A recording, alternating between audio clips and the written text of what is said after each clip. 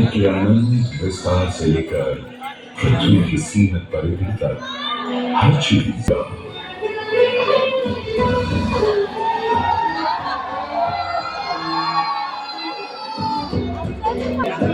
किंतु गंगा क्यों?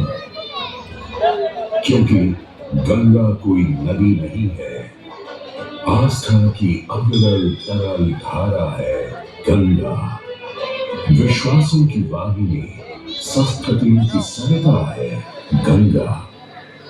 और इस स्थान पर, इस प्रयागों के राज में श्वेत रंगा गंगा का संगम होता है अपनी दो बहनों श्यामल वर्ण यमुना और अदृश्य सरस्वती से। और इस त्रिवेणी संगम के कारण गंगा के उद्गम के बारे में जो पौराणिक कथा प्रचलित है वो बड़ी ही रोचक और मनमोहक है। तो आइए गंगा अवतरण की कहानी सुनाएं, दिखाएं।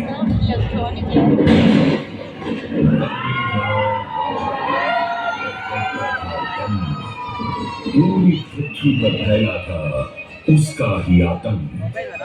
उसके आतंक को रोकने विष्णु ने धरा एक रूप, 52 अंगुल का बौना बनकर पहुंचे जहां था भूत।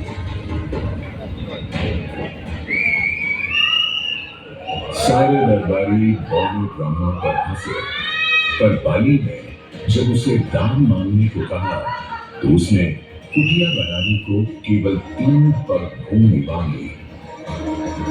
पर जब बौने ब्राह्मण ने भूमि नापनी शुरू की तो जैसे भूचाल लिया गया। वामन ने पहले पग में पूरी धरती नाप ली और अगले कदम से स्वर्ग। ब्रह्मा जी ने भगवान विष्णु के चरण धोकर उस जल को अपने कमंडल में भर लिया। और अब वामन अवतार ने अपना तीसरा पग बलि के सिर पर रख उसे पाताल लोक भेज मुक्ति दे दी।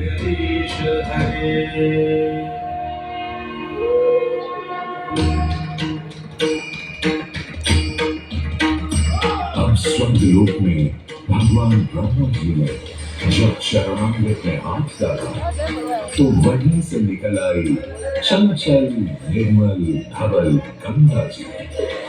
पवित्र किंतु चंचला, आज से तू मेरी पुत्री और नाम तेरा गंगा।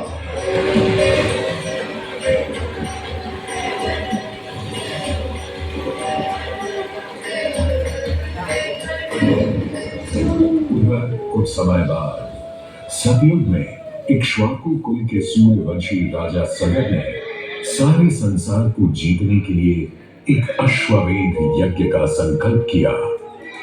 सुने सुने सुने, सब सुने, यह चिन्हित पूजित धवल अश्व जहां भी जाएगा वो भूमि राजा सगर की मानी जाएगी। यदि किसी ने इस अश्व को रोका या पकड़ा तो उसे सगर के 60,000 एक पुत्रों और उनकी लक्षाधिक सेना का सामना करना पड़ेगा। सुने सुने सुने। सगर का अश्व अजेय अपराजेय बढ़ता जा रहा था और स्वर्ग लोक में बढ़ती जा रही थी। देवेंद्र इंद्र की दुर्गा डरकर वो अश्व को जोतने की युक्ति लगाने लगे। इंद्र ने राजा सगर के उस घोड़े को चुरा लिया और छल से महर्षि कपिल के आश्रम में बांध दिया।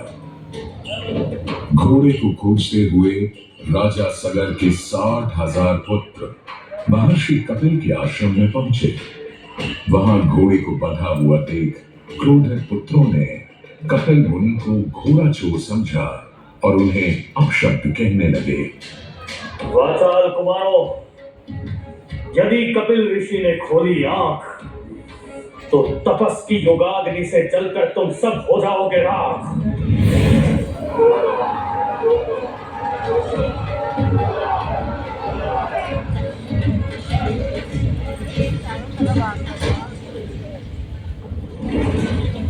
उधर सगर थे चिंतित, न अश्व का पता था न पुत्रों का कोई समाचार।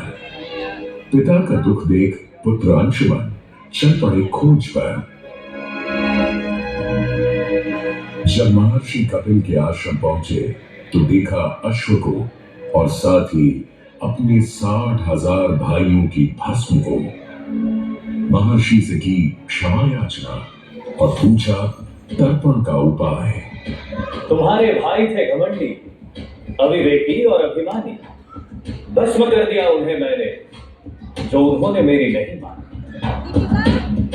गंगा जल, केवल गंगा जल ही दे सकता है मुक्ति उन्हें, जो भस्म हुए तुम्हारे परिजन। अंशुमन को अपने भाइयों के तर्पण के लिए गंगा को लाने का बहुत मन था, किंतु किसी को राजधर्म भी तो निभाना था और राज भी चलाना था। देखते देखते 7 पीढ़ियां गुजर गईं, पर 7 पीढ़ियों के बाद समय आने पर राजकुमार भगीरथ ने राजा बनने से साफ मना कर दिया।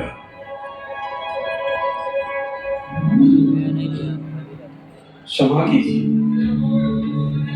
क्या ये आवश्यक है कि राजा का बेटा ही राजा बने? मैं पहले तपस्या करूं और फिर ब्रह्मा से गंगा को मांग कर पृथ्वी पर ले आऊं और फिर उनके पावन पवित्र जल से अपने 60,000 पूर्वजों का समर्पण करूं।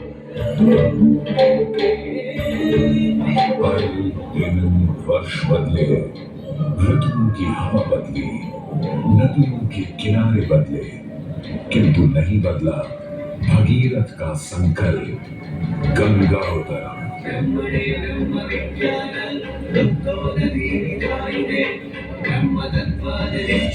पुत्र भगीरथ, हम तुम्हारे तप से प्रसन्न हैं। बताओ क्या आशीर्वाद चाहिए? हे भगवान, मेरे पूर्वज के तर्पण के लिए मुझे आपकी पुत्री गंगा चाहिए।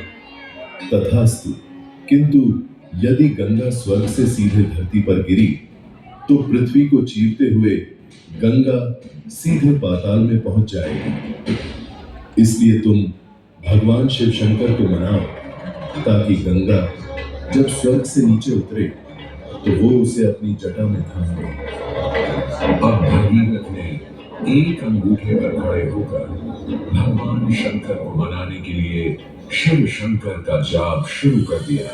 जय मनभावन जय मंगल पावन शोक नशावन शिव शंभो विपद विहारम अधम उद्धारम सत्य सनातन शिव शंभो राजवचन हर जल जन वर धवल कोई भी वर मांग लो आज। हे प्रभु,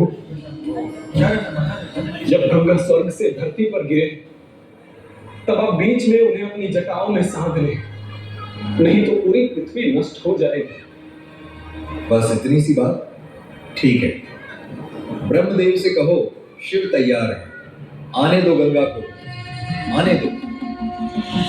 जय शिव शंकर जय करुणाकर जय जय जय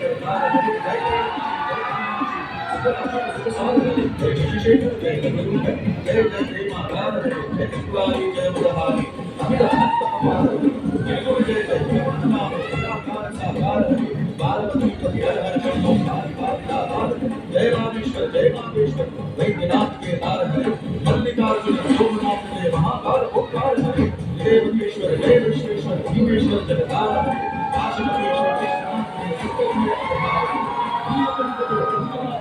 जिंदे अवतार है जय शिव शंकर जय करुणाकर और यूं गंगा ने भगीरथ के साथ गंगा सागर जाकर सगर के पुत्रों का उद्धार किया।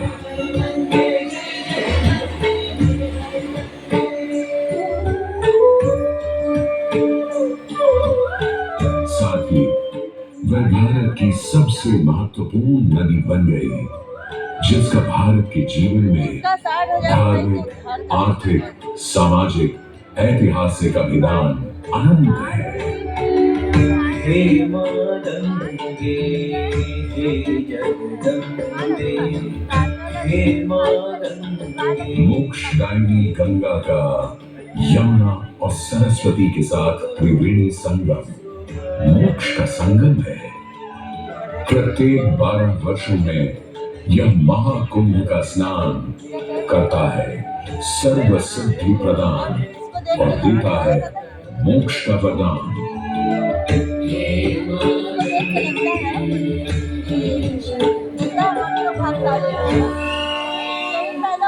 पहला